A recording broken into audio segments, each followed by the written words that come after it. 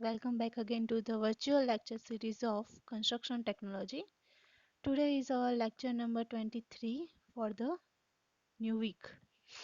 Okay, let's start. Okay, in previous lecture આપણે different types of bond બ્રિકના જે bonding હતા એ આપણે જોયા હતા કે જેમાં ફ્લેમિશ બોન્ડ ઓકે એ પછી આવતું હતું ફ્લેમિશ અને ઇંગ્લિશ બોન્ડનો difference.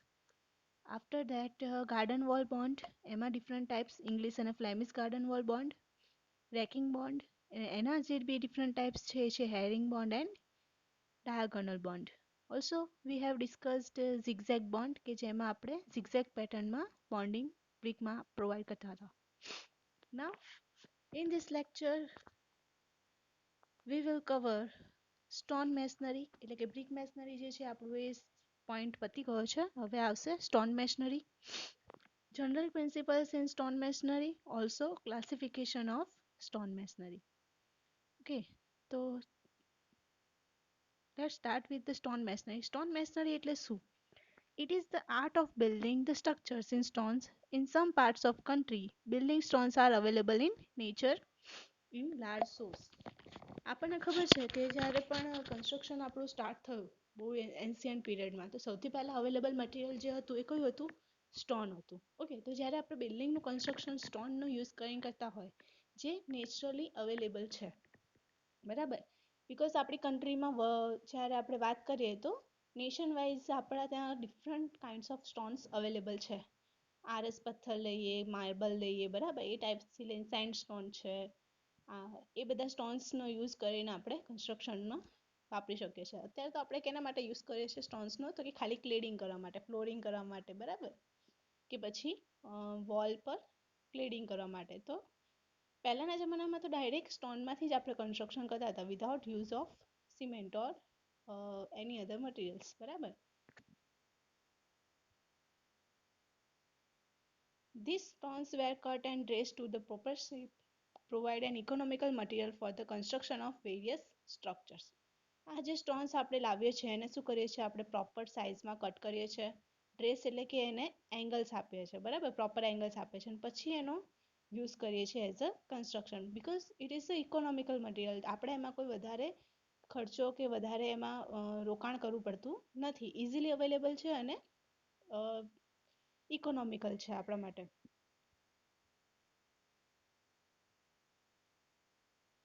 Now, what are the uses of stone masonry? મેં કીધું એમ કે કયા કયા યુઝીસ છે? તો કે પહેલાં તો બિલ્ડિંગ ફાઉન્ડેશન્સ ડેમ્સ માટે આપણે યુઝ કરીએ છીએ કે જ્યારે બિલ્ડિંગનું ફાઉન્ડેશન કરતા હોય તો નીચે આપણને એક સખત સ્ટર જોઈએ બરાબર, કે જેના સ્ટેટમ જોઈએ કે જેની પર આપણું ફાઉન્ડેશન રેસ્ટ કરી શકે. તો એના માટે આપણે યુઝ કરીએ છીએ.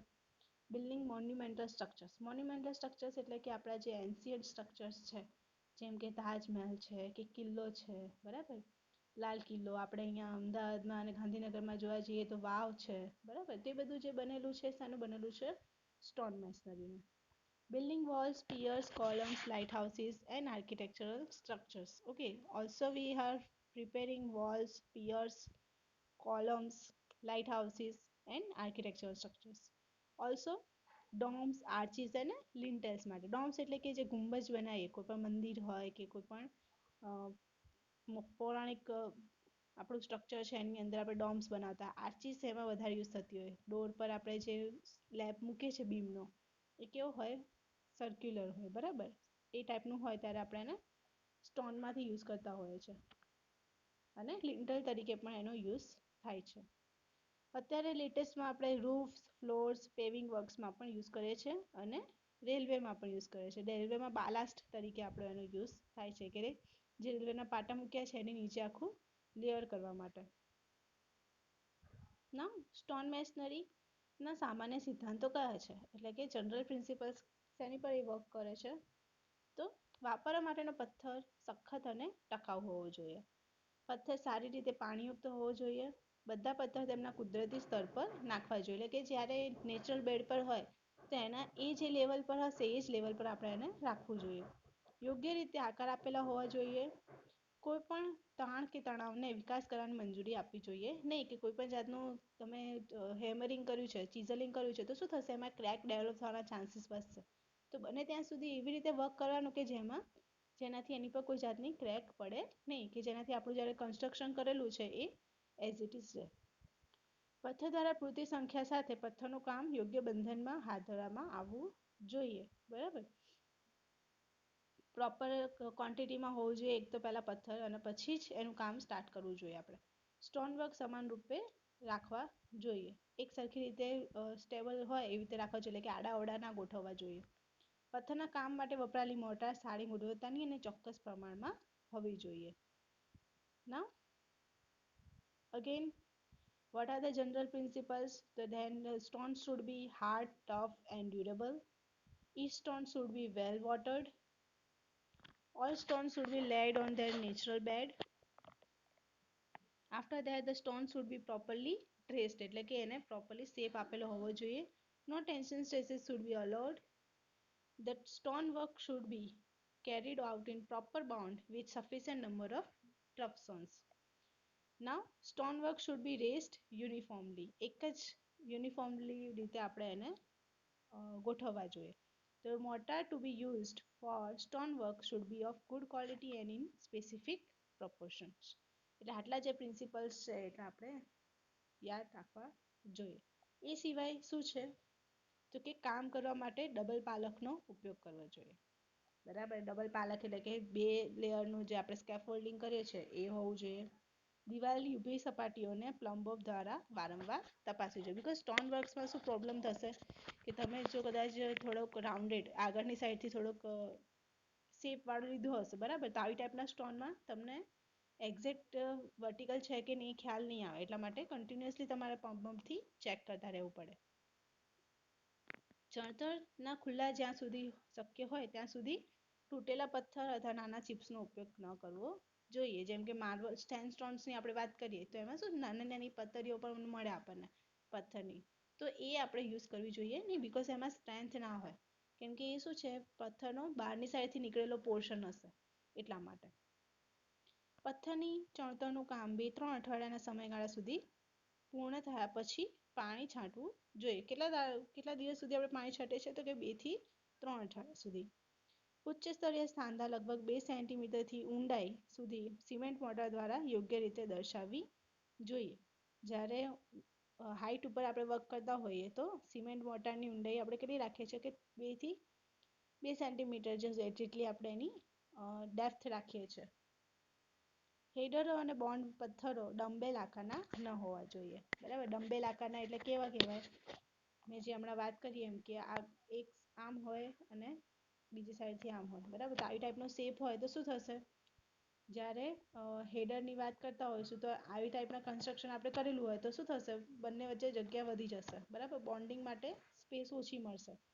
તો એ કન્ડિશનમાં આપણે બને એટલા કેવા એક સરખી સ્પેસ સામસામે સ્પેસિંગ આવતા હોય એ ટાઈપની જ પથ્થરોનું ગોઠવણ કરવી જોઈએ, કે જેનાથી બંને વચ્ચે મોર્ટાર સરખી રીતે ફિક્સ થઈ શકે અને એને પ્રોપર જગ્યા મળી શકે એટલા માટે.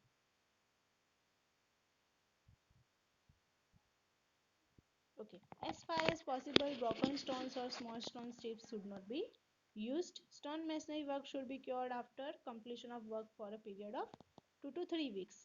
Double scaffolding should be used.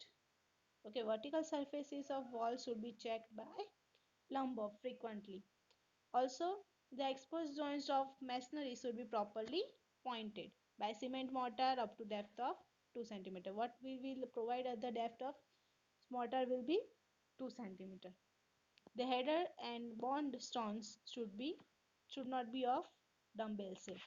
Okay, as I have explained, the shape of the stones where we are joining, okay, in the vicinity of joining, it should not be of this kind of, okay, because of that the mortar will not be attached to those stones properly and the bonding will not be of strong.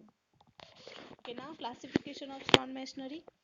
તો stone મેશનરીમાં 2 classification થાય છે, જેમાં એક છે rubble masonry અને બીજું છે એસ્રાલ masonry.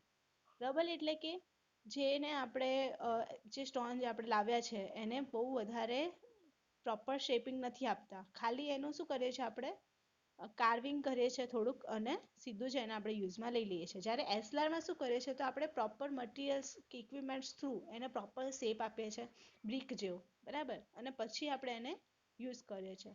તો રબર એ કેવું છે, રફ ટાઈપનું મેશનરી છે, અને એસએલઆર કેવું છે, એક ક્લીન અને નીટ એન્ડ ક્લીન આપણને અપિયરન્સ આપે એવું મેશનરી છે.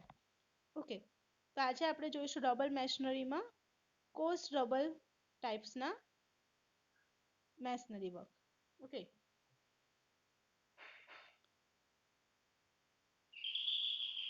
રબર મેશનરી જોઈએ.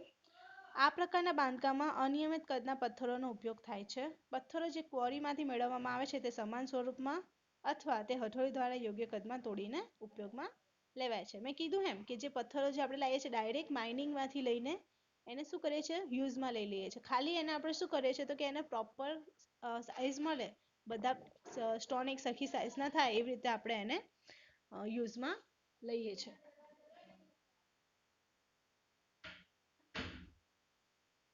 રબર મેશનરીની તાકાત આના પર આધાર રાખે છે. એક તો મોર્ટારની ગુણવત્તા, જે આપણે મોર્ટાર એમાં યુઝ કરશું એ કેવો હોવો જોઈએ. પછી લાંબા અને સળંગ પથ્થરોનો ઉપયોગ કરીએ છીએ કે પછી નાનાનો, બરાબર, તે પ્રમાણેની તાકાત આવે છે. અને પથ્થરોની જગ્યા વચ્ચે મોટાનું કેવું આપણે ફિલિંગ કરેલું છે, બરાબર. જો ફિલિંગ બહુ વધારે હશે તો શું થશે, તે મોર્ટારમાંથી ક્રેક્સ પડવાનું સ્ટાર્ટ થઈ જશે, બરાબર. એ ના થાય એના માટે એની થિકનેસ આપણે પ્રોપર રાખવી જોઈએ. જે આપણે કીધું એમ કે 2 સેન્ટીમીટર જેટલી થિકનેસ જ્યારે આપણે હાઇટ પર વર્ક કરતા હોય ત્યારે હોવી જોઈએ. Okay, again, in this type of construction, stones of irregular sizes are used. The stones as obtained from the quarry are taken in use in the same form, or they are broken and shaped in suitable sizes by means of hammer. We will use hammer to cut it in the pieces.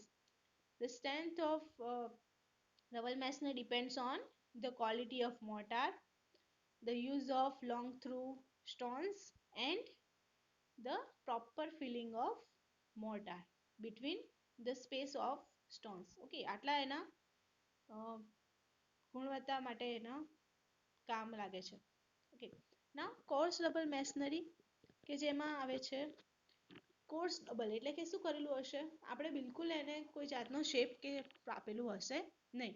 Coarse masonry is the form of masonry which is commonly adopted in the construction of residential buildings, public buildings, piers, abutments for ordinary bridges. બરાબર, જ્યારે આપણે એબેટ્સમેન્ટ તમે જોયા હશે તો રેલવેના પાટા હોય ને કે પછી બ્રિજ જતું હોય, બરાબર, આપણો બ્રિજ છે તો એની બંને બાજુ આપણે શું કરેલા હશે, આ ટાઈપનું એબેટમેન્ટ્સ આપેલા હશે કે જે સ્ટોનના બનેલા હોય, બરાબર.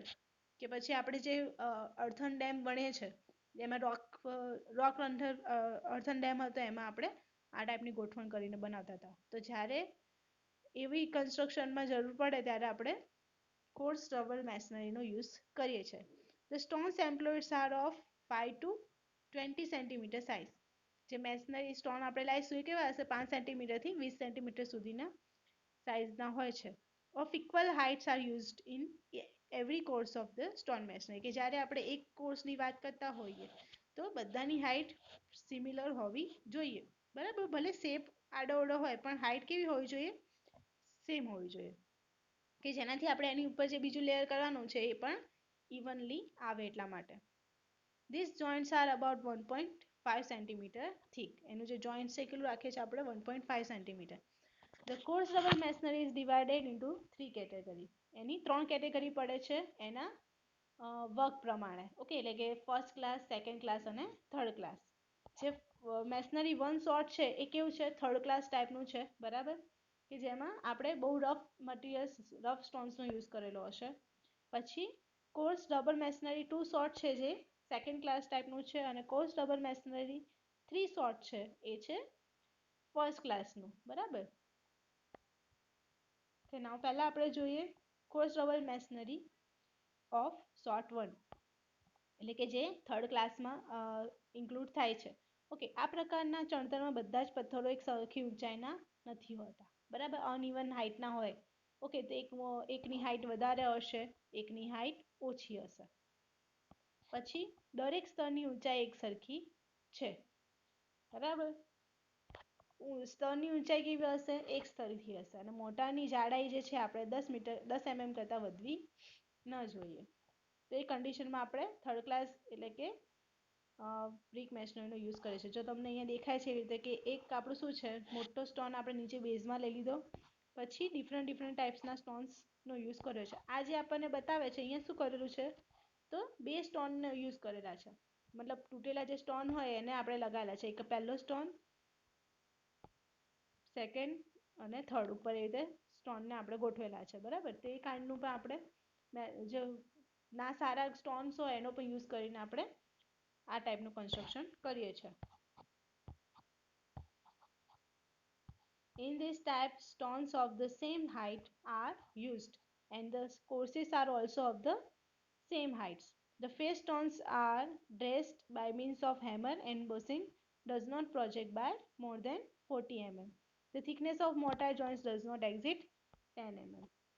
ઓકે, શું કહેવા માંગે છે અહીંયા આગળ? તો કે face stones are dressed by means of hammer. જે આગળના પોર્શન આપણને દેખાશે બહારની સાઈડથી, એ શું કરેલું હશે? પ્રોપરલી ડ્રેસ કરેલું હશે કે જેનાથી અપિયરન્સ સારું આવે. બરાબર, અને bussing do not project by more than 40 mm. કે બઝિંગ એટલે કે શું? આપણે જે આ જે આપણે બહારનો પોર્શન છે, બરાબર, આ ફેસિંગ છે, એનું જે બઝિંગ જે છે એ કેટલું હોવું ના જોઈએ? 40 mm કરતાં વધારે ના હોવું જોઈએ. નહીં તો શું થશે કે જે મોર્ટારનું જોઈનિંગ આપણને જોઈએ છે પ્રોપર થશે નહીં. અને થિકનેસ કેટલી રાખી છે આપણે? 10 mm ની. નાઉ સ્ટોન 2. આ પ્રકારની ચણતરમાં પથ્થરો જુદી જુદી ઊંચાઈના હોય છે. બધા સ્તરો એક સરખી ઊંચાઈના હોય છે. એક સ્તરની ઊંચાઈ મેળવવા માટે માત્ર બે જ પથ્થરો વપરાય છે અને મોટાની જાડાઈ 12 mm જેટલી હોય છે. એટલે એક લેવલ માટે આપણે કેટલા યુઝ કરીએ છીએ પથ્થર? તો કે બે જ પથ્થરો વપરાય છે. ઓકે, હમણાં જોયું આપણે કે 3 પથ્થરોનું લેયર કરેલું હતું. બરાબર ને? તો અહીંયા આપણે શું કરેલું છે? ખાલી બે જ પથ્થરોનો યુઝ થાય, એનાથી વધારે આપણે યુઝ કરતા નથી એક સેમ હાઈટ કરવા માટે. ઓકે, એટલે થોડું એના કરતાં હાઈ લેવલનું છે. ઓકે, એ પછી આવે છે again stones to be used are of different heights. Okay, આમાં શું હશે? ડિફરન્ટ હાઇટ્સના હશે. પેલામાં સેમ હાઇટ અને સેમ લેવલના હતા. The cores need to be not a bit of equal heights. Only two stones are used to make up the height of the one course. The thickness of mortar joints is 12 mm, which is second class. Now, coarse double masonry is 3 sort. In this type of masonry, આ પ્રકારના ચણતરમાં પથ્થરો જુદી જુદી ઊંચાઈના આવે છે અને પથ્થરની લઘુત્તમ ઊંચાઈ કેટલી રાખી છે આપણે? 5 સેન્ટીમીટર. બધા સ્તરો એક સરખી ઊંચાઈના હોતા નથી. એક સ્તરની ઊંચાઈ મેળવવા માટે માત્ર 3 જ પથ્થરો વપરાય છે અને મોટાની જાડાઈ કેટલી રાખીએ છીએ આપણે? 16 mm જેટલી. બરાબર, એટલે આ થયું આપણું શોર્ટ 3 ટાઈપનું કે જેમાં આપણે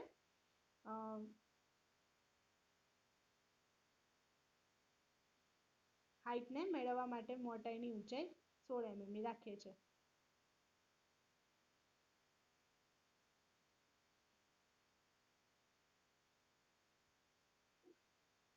Okay. Now, this is all for the lecture. Question for the lecture is classification of stone masonry and explain any one. એટલે આપણે અત્યારે જે લેક્ચરમાં ચાલુ છે એ પ્રમાણે રબર સ્ટોન મેસનરી તમારે સમજાવવાનું રહેશે. Submit till Tuesday 10 mm. Okay, in next lecture we will see the rest of the rubble masonry types and also ashlar masonry. Okay, this is all for the lecture. Thank you all.